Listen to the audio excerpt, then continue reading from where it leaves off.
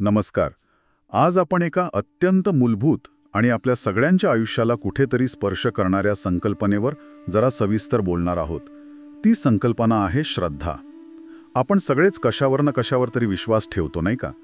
पण हा विश्वास नक्की काय आहे, तो कसा तयार होतो आणि त्याचे वेगवेगळे प्रकार काय असू शकतात? हो, श्रद्धा हा खरंच खूप खोल विषय आहे. आणि आपल्याला जी माहिती मिळाली आहे त्यानुसार श्रीमद भगवद्गीतेच्या 17व्या अध्यायात, त्याचं नावच श्रद्धात्रय विभाग योग असं आहे, तिथे भगवान श्रीकृष्ण अर्जुनाला श्रद्धेमध्ये मार्गदर्शन करतात. अगदी बरोबर. आणि विशेष म्हणजे संत ज्ञानेश्वरांनी ज्ञानेश्वरीत या अध्यायाचं जे निरूपण केलं आहे ते तर फारच अप्रतिम आहे, खूप सखोल आणि आपल्याला समजायला सोपं. हो, अगदी. खरं तर त्या अध्यायाची सुरुवातच अर्जुनाच्या प्रश्नाने होते. तो विचारतो की जे लोक शास्त्रविधी जाणत नाहीत किंवा समजा सोडून देतात पण तरीही श्रद्धेने देवपूजा वगैरे करतात, त्यांची ती श्रद्धा नेमकी कुठल्या प्रकारची मानायची? सात्विक, राजस की तामस? अच्छा, हाच मूळ प्रश्न आहे. हो. आणि यावर उत्तर देताना श्रीकृष्ण अगदी स्पष्ट करतात की माणसाची श्रद्धा ही त्याच्या स्वभावानुसार असते. म्हणजे त्याच्या अंतःकरणात जे सत्व, रज आणि तम हे त्रिगुण आहेत, त्यांच्या प्रभावानुसार प्रत्येकाची श्रद्धा 3 प्रकारची असते. 3 गुणांनुसार 3 प्रकारची श्रद्धा. अगदी. गीतेतला एक खूप महत्वाचा श्लोक आहे बघा, 17वा अध्याय 3रा श्लोक. सत्वानुरूपा सर्वस्य श्रद्धा भवती भारत. म्हणजे हे अर्जुना, प्रत्येकाची श्रद्धा त्याच्या अंतःकरणानुसार, त्याच्या स्वभावानुसार असते. आणि पुढची ओळ तर आणखी महत्वाची आहे, श्रद्धा मयो यम पुरुषो यो यश्रद्धा स एव स. यो यश्रद्धा स एव सह. हो, म्हणजे हा पुरुष श्रद्धामय आहे, म्हणून जो जशी श्रद्धा ठेवतो तो तसाच असतो. म्हणजे त्या श्रद्धेनुसारच त्याचं स्वरूप बनतं. बापरे, म्हणजे माणूस जशी श्रद्धा ठेवतो तसाच तो बनतो. हे खूपच प्रभावी वाक्य आहेच. यावरून श्रद्धेचं महत्त्व आपल्याला कळतं. आपली ओळख, आपलं व्यक्तिमत्व हे सगळं आपल्या श्रद्धेतूनच घडत असतं. ज्ञानेश्वर माऊलींनी तर हेच सांगितलंय की श्रद्धा काही वरवरचा भाग नाहीये, ती आपल्या अस्तित्वाचा गाभा आहे, मूळ आहे. म्हणजे आपली श्रद्धा कोणती आहे हे समजून घेणं म्हणजे एक प्रकारे स्वतःलाच समजून घेण्यासारखं झालं. बरोबर. चला तर मग या श्रद्धेच्या 3 प्रकारांबद्दल, सात्विक, राजस आणि तामस, जरा आणखी खोलात जाऊन बोलूया. आणि विशेषतः ज्ञानेश्वरी आपल्याला काय सांगते ते पाहू. सुरुवात सात्विक श्रद्धेपासून करूया का? हो, नक्कीच. सात्विक श्रद्धा नावाप्रमाणेच ही सत्वगुणाच्या प्रभावाखाली असते. सत्वगुण म्हणजे काय? तर प्रकाश, ज्ञान, शुद्धता, शांती.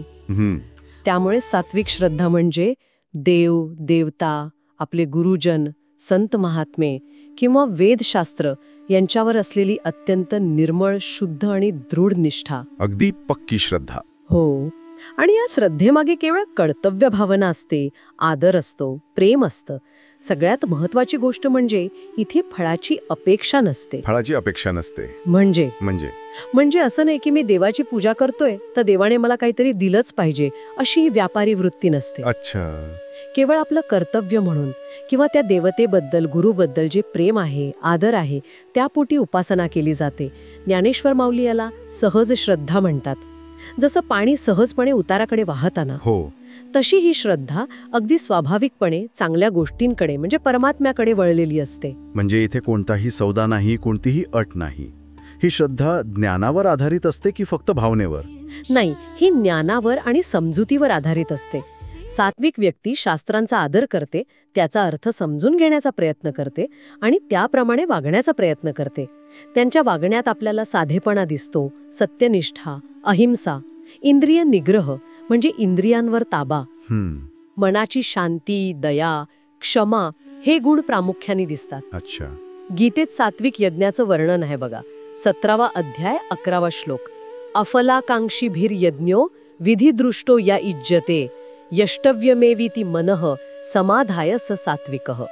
ज्ञानेश्वरी त्याचा अर्थ सांगितला आहे की फळाची इच्छा न ठेवता शास्त्रविधीनुसार हे करणं माझं कर्तव्य आहे, या भावनेने मन एकाग्र करून जो यज्ञ केला जातो तो सात्विक. म्हणजे फक्त होमहवन नाही तर कोणतेही सत्कर्म. अगदी बरोबर.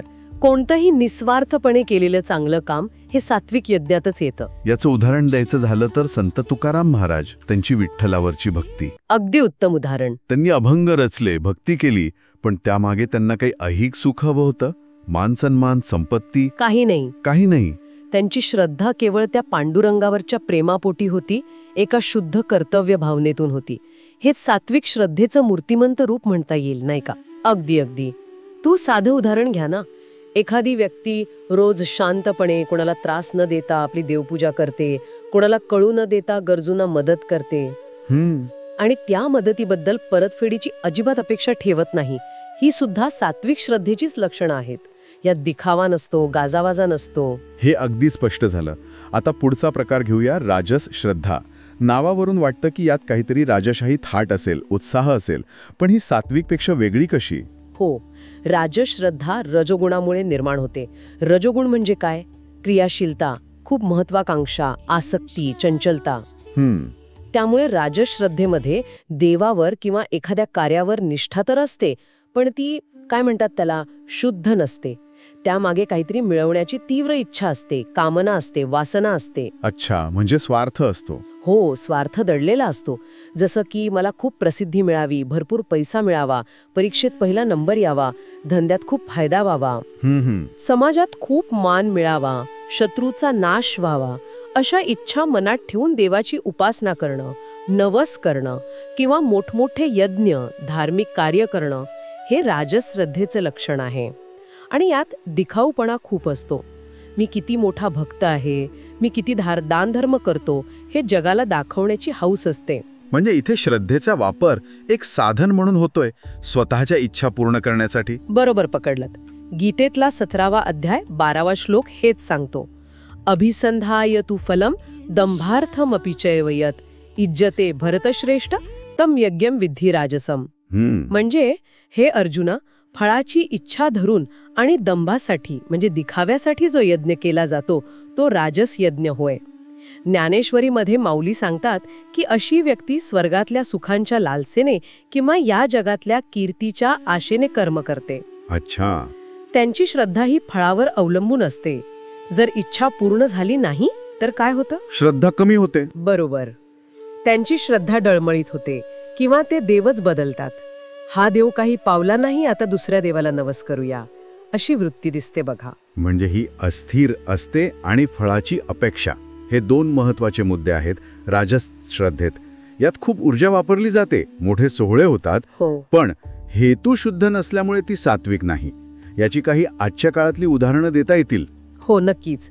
समजा निवडणुकीत यश मिळावं म्हणून कोणीतरी खूप मोठा यज्ञ करतोय, किंवा व्यवसायात भरभराट व्हावी म्हणून कोणीतरी विशिष्ट देवतेला खूप महागडा नवस करतोय, किंवा समाजात प्रतिष्ठा मिळावी म्हणून कोणीतरी मोठ्या देणग्या देतोय आणि त्याची जाहिरात पण करतोय.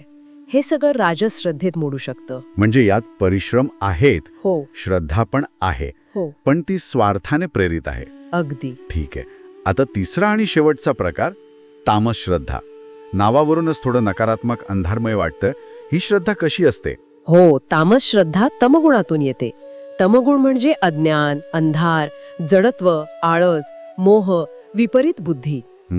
त्यामुळे तामस श्रद्धा म्हणजे पूर्णपणे अज्ञानावर, भीतीवर आणि चुकीच्या समजुतींवर म्हणजे अंधश्रद्धेवर आधारलेला विश्वास. म्हणजे यात विचार नसतो? अजिबात नाही.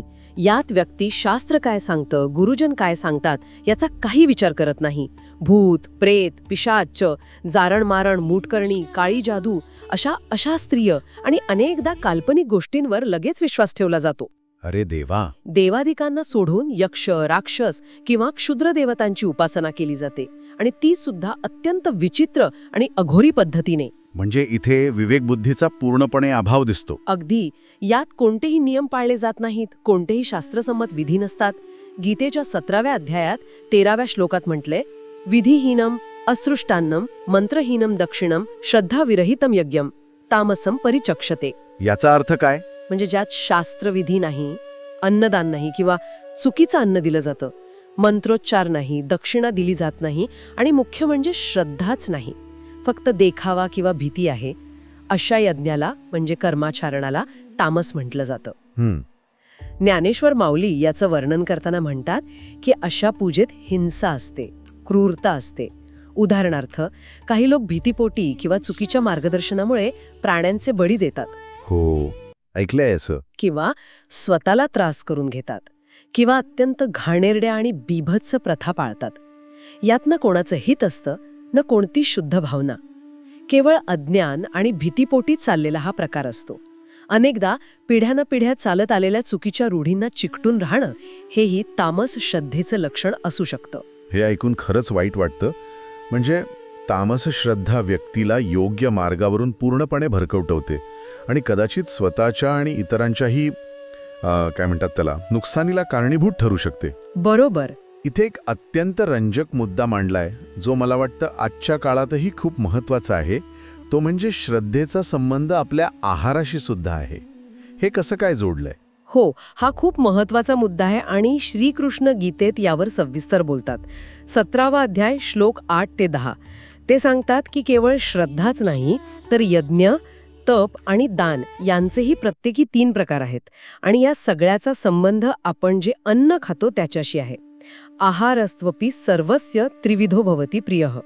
म्हणजे प्रत्येकाला आवडणारा आहार सुद्धा 3 प्रकारचा असतो. अच्छा.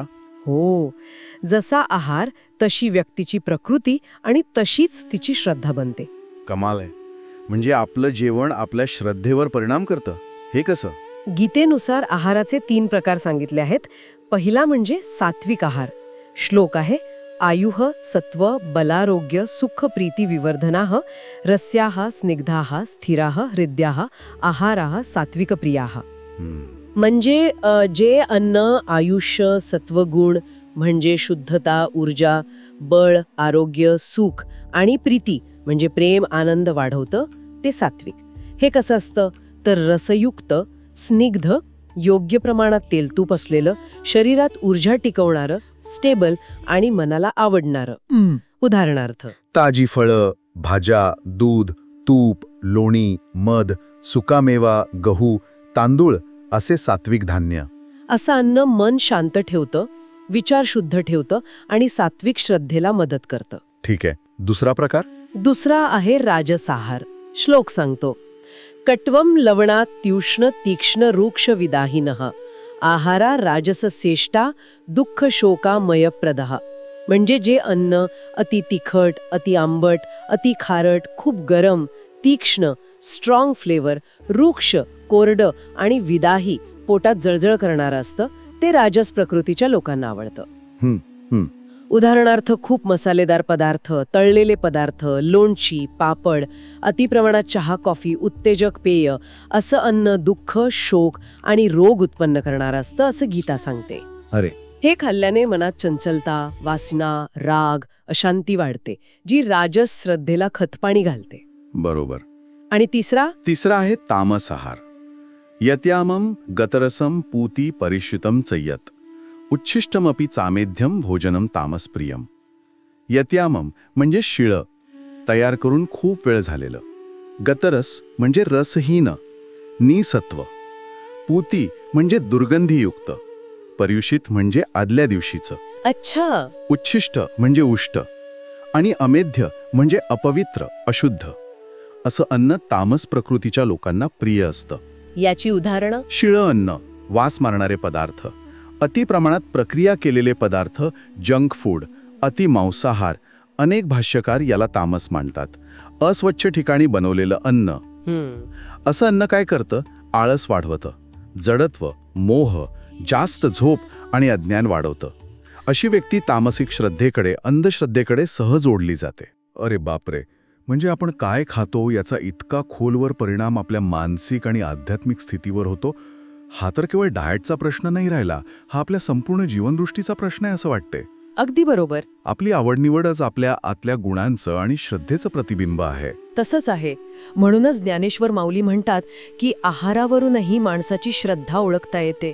श्रद्धा ही केवळ मनातली गोष्ट नाहीये, ती आपल्या कृतीत, आपल्या आवडीनिवडीत, अगदी आपण काय खातो यातही उतरलेली असते. त्यामुळे जर आपल्याला आपली श्रद्धा सात्विक करायची असेल तर आपल्या आहाराकडेही लक्ष देणं खूप गरजेचं आहे. खरंच हा खूप व्यावहारिक आणि महत्वाचा संदेश आहे. तर मग या सगळ्या विवेचनातून, या 3 प्रकारच्या श्रद्धा आणि आहाराच्या संबंधातून ज्ञानेश्वर माऊली आपल्याला अंतिम सार काय सांगतात? या श्रद्धात्रय विभाग योगाचा निष्कर्ष काय काढायचा? ज्ञानेश्वर माऊली अतिशय करुणेने आणि स्पष्टपणे सांगतात की या तिन्ही श्रद्धांचे परिणाम पूर्णपणे वेगवेगळे आहेत आणि तेच आपल्या जीवनाची दिशा ठरवतात. कसं? सात्विक श्रद्धा ही आपल्याला हळूहळू ज्ञानाकडे, प्रकाशाकडे, परमात्म्याकडे घेऊन जाते. यातून अंतःकरणात शांती, समाधान आणि आनंद निर्माण होतो. हीच श्रद्धा खरी उन्नती करणारी आहे आणि शेवटी मोक्षाचा मार्ग दाखवणार आहे.